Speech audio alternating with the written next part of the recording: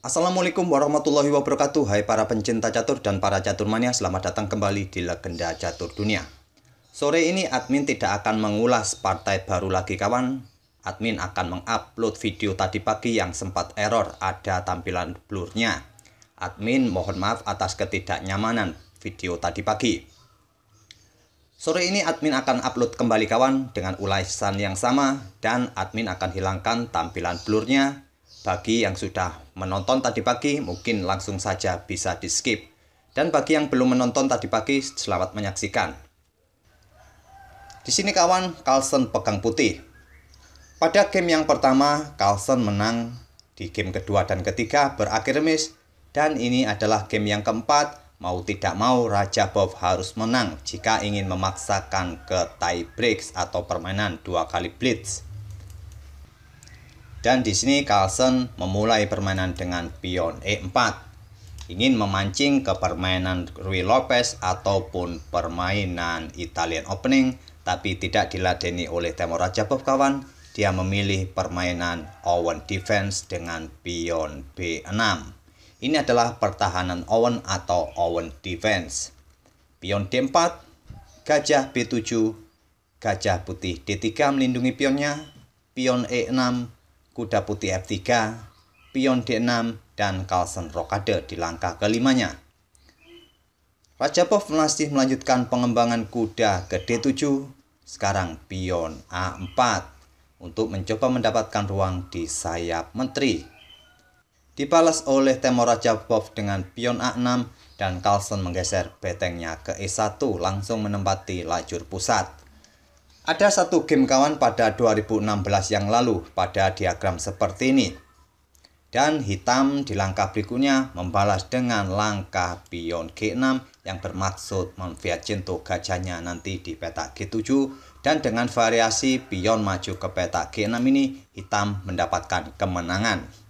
Tapi di game ini Rajabov bermain dengan langkah kuda ke F6, dan kita dapati diagram permainan baru di langkah ke-7 ini. Dan kita lihat bagaimanakah atau apa jadinya hitam memainkan variasi seperti ini di langkah berikutnya. Apakah bisa memetik kemenangan seperti pada variasi yang pernah dimainkan sebelumnya? Carlsen melanjutkan langkah pengembangan kuda ke D2. Gajah hitam E7 mempersiapkan diri rokade. Kuda bermanuver ke F1 dan mungkin nanti akan bermanuver lagi, mungkin ke petak G3, ataupun juga bisa memanuverkan kuda ke petak E3. Ada beberapa pilihan nantinya pasti yang akan bisa dimainkan oleh kuda putih ini.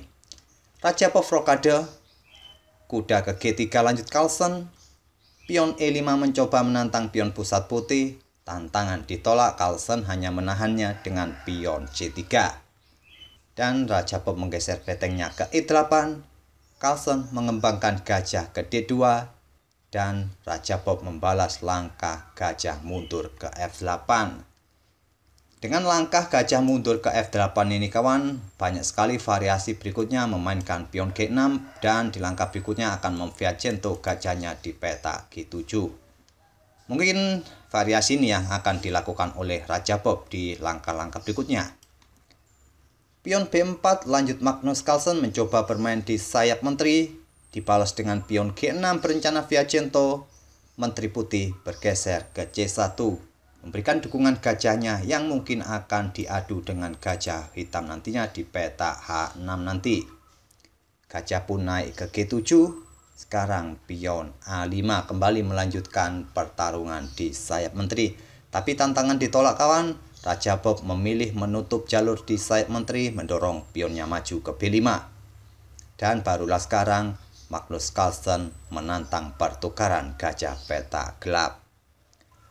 Langkah pertukaran gajah petak gelap ini kawan jauh lebih baik daripada langkah yang dipilih oleh Temur Rajabov dengan gajah mundur ke H8 menghindari pertukaran. Di sini Carlsen melanjutkan dengan pion D5. Dan langkah ini dibalas oleh Temur Rajabov dengan langkah pion C5. Niatnya mungkin ingin mendapatkan ruang di petak pusat, ataupun pion ini didorong kembali mengancam gajah dan akan menjadikan permainan sangat tertutup di pusat ataupun di sayap menteri ini. Di sini bisa saja kawan putih melanjutkan langkah pion B pukul pion C5 ini. Tapi memukul pion hitam menggunakan pion B ini merupakan langkah yang salah kawan, langkah yang keliru. Karena hitam akan melanjutkan dengan langkah kuda pukul pion C5 dan kuda akan mendapatkan tempat yang sangat bagus di posisi ini yang nanti akan bisa bermanuver ke area-area pertahanan putih. Dan juga posisi kuda ini pun sudah tidak bisa diganggu oleh para pion putih nantinya. Dan ini juga akan membuka jalur bagi gajahnya nanti bermanuver ke petak C8 dan mungkin akan pindah ke sayap raja. Ataupun pada posisi seperti ini, putih juga bisa melanjutkan dengan melakukan pukulan menggunakan end pasen kawan. Langkah ini jauh lebih baik daripada memukulnya menggunakan pion B. Walaupun hitam akan pukul balik, putih bisa terus mendorong pion C4 untuk bermain di sayap menteri dan nantinya putih akan mempunyai keunggulan satu pion di sayap menteri. Tapi Carlsen tidak bermain dengan variasi ini kawan. Dia sedikit menahan tensi di sayap menteri. Dia bermain dengan pion H3 mengontrol petak G4. Dibalas Temur Rajabov dengan langkah pion C4. Menjadikan permainan sangat tertutup di sayap menteri atau di petak pusat. Gajah mundur ke C2 menghindari ancaman pion. Sekarang kuda hitam lompat ke F8. Sudah jelas kawan bahwa dengan memainkan langkah kuda ke F8 akan memberikan ruang bagi gajahnya untuk ditempatkan di diagonal ini. Karena sudah jelas bahwa diagonal panjang ini sudah sangat tertutup bagi gajah petak terangnya. Jadi dengan memainkan kuda tadi ke petak F8 ini membuka ruang bagi gajahnya ditempatkan di petak C8. Carlsen melanjutkan langkahnya dengan langkah pengembangan menteri ke D2. Gajah hitam C8, kuda putih lompat ke H2, berniat untuk membuka ruang bagi pionnya untuk didorong maju ke depan di langkah berikutnya. Di sini hitam melanjutkan gajah ke G7, kali ini menantang pertukaran gajah petak gelap. Tantangan ditolak, Carlsen lebih memilih menggeser betengnya ke F1 dan coba perhatikan kawan, apakah kawan-kawan sadar bahwa sampai langkah ke-22 ini tidak ada pertukaran bidak di atas papan atau tidak terjadi baku hantam sampai langkah ke-22 ini. Dan akhirnya di sini Temur Rajabov memulai pertempuran atau baku hantam ini. Gajah pukul gajah, dipukul balik oleh menteri, Raja Hitam bergeser ke H8. Memberikan petak bagi kudanya untuk memberikan ancaman bagi menteri putih nantinya. Carlsen terlebih dahulu menarik mundur menterinya kembali ke D2. Sekarang kuda lompat ke D7, membuka jalan bagi pionnya mungkin didorong maju ke petak F5 di langkah berikutnya. Pion F4 balas Magnus Carlsen terlebih dahulu, tantangan diterima pion pukul pion, dipukul balik menggunakan beteng dan selanjutnya akan menggeser beteng satunya untuk ditumpuk di lajur F ini kawan. Di sini Rajabov meletakkan kudanya ke E5, spot yang cukup bagus bagi kuda kawan di petak pusat ini. Dan Carlsen pun menantang pertukaran kuda dengan langkah kuda F3. Hitam hanya membalas dengan langkah kuda ke D7. Nanti jika kuda pukul kuda, hitam akan tetap mempunyai kuda di peta E5 nantinya. Carlsen menggeser beteng satunya ke lajur F. Rajabov pukul kuda F3 skak, dipukul balik oleh beteng. Kuda lompat ke E5 mengancam beteng dan beteng naik ke F6. Langkah yang sangat kuat kawan dari Magnus Carlsen ini. Dia tidak khawatir lagi dengan adanya gajah petak gelap. Posisi beteng menghadang pergerakan pion untuk didorong maju ke depan, juga memblokade diagonal petak gelap bagi menteri untuk bermanuver ke sayap raja. Sampai di sini hitam terlihat sudah tidak punya banyak langkah untuk memberikan tekanan balik. Mungkin langkah raja ke petak G7 atau langkah menteri ke petak E7 bisa jadi pilihan bagi hitam sambil menunggu langkah-langkah berikutnya dari Magnus Carlsen seperti apa. Tapi Rajabov memilih langkah yang cukup beresiko kawan, bermain dengan langkah gajah ke petak F5. Idenya memutus koneksi kedua beteng putih dan nantinya akan mendapatkan beteng di petak F6 ini. Tantangan pertukaran diterima, pion pukul gajah, menteri pukul beteng, pion pukul pion membuka akses bagi beteng menyerang menteri, Dan juga posisi pion ini di backup oleh gajahnya sehingga menteri tidak berani pukul pion putih ini kawan. Dan sebelum saya lanjutkan ke langkah berikutnya, ada momen yang cukup menarik kawan. Coba perhatikan potongan video ini. Ternyata Magnus Carlsen kalau main catur online di kejuaraan seperti ini kawan, hanya memakai celana kolor pendek. Tentu menjadi hal yang cukup menarik kawan. Bermain catur tidak selalu berpakaian resmi. Kita lanjut ke langkah berikutnya. Oleh Temur Rajabov menggeser menterinya ke peta H4. Dan Carlsen di langkah berikutnya tidak melanjutkan langkah pion pukul pion di peta H atau di peta F, ataupun melakukan skak di peta G7. Dia memilih langkah kuda ke peta F5 terlebih dahulu, kembali mengancam menteri ke H5, dan sekarang pion didorong maju skak.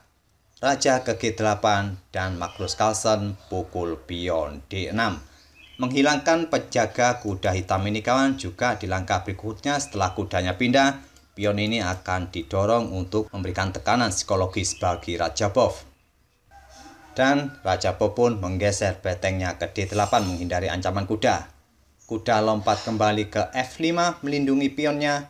Sekarang pion F6 lanjut Rajabov melindungi kuda serta memberikan ruang bagi rajanya untuk bergerak ke peta ini jika ada ancaman. Tapi setelah pion D6 lanjut Magnus Carlsen, akan terbuka diagonal terang ini kawan bagi menteri untuk ke peta ini memberikan ancaman skak. Juga mungkin akan memberikan dukungan bagi kuda lompat ke peta E7. Sudah sangat kompleks kawan tekanan bagi hitam pada posisi ini. Di sini Rajabov memainkan beteng naik ke A7. Menteri D5 skak ditutup oleh beteng, dan langkah terakhir kawan yang membuat Temur Rajabov menyerah di posisi ini adalah langkah gajah ke D1. Langkah inilah yang membuat Temur Rajabov menyerah di langkah ke-39. Artinya sudah tidak ada lagi kesempatan bagi Temur Rajabov melanjutkan ke tie breaks. Pada posisi ini kawan, gajah sudah terlihat mengancam menteri hitam. Sudah tidak ada peta yang bagus lagi bagi menteri hitam ini kawan. Tentu jika menteri ini melangkah ke peta G6, maka kuda putih bisa melakukan skak garbuan bagi menteri hitam nanti. Dan menteri hitam akan tewas dan akan memudahkan bagi putih, atau putih akan tetap menang dengan variasi ini. Atau pada posisi ini kawan, menteri hitam bergerak ke G5. Putih akan menjawab dengan pion H4 kembali menyerang menteri, dan bila menteri kembali ke G6 maka kuda akan melakukan skak garbuan. Peta yang aman lainnya adalah menteri bergerak ke C1. Selanjutnya gajah ke H5 kembali memberikan discover attack bagi menteri hitam ini, juga memberikan serangan bagi beteng di F7. Jika menteri hitam melanjutkan pukul pion, gajah pukul beteng skak, dipukul oleh kuda, dan kuda ke H6 skak, dan di langkah-langkah berikutnya akan terjadi skak mat. Oleh karena itu pada posisi seperti ini tadi, saat mendapatkan ancaman dari gajah putih ini kawan, Rajabov pun menyerah di langkah ke-39. Itulah kawan permainan antara Magnus Carlsen saat berhadapan dengan Temur Rajabov di game keempatnya di babak semifinal matchday kedua tadi malam. Semoga permainan kedua pemain tadi bisa menghibur kawan-kawan, dan kita akan bertemu di video-video lainnya. Terima kasih. Wassalamualaikum warahmatullahi wabarakatuh.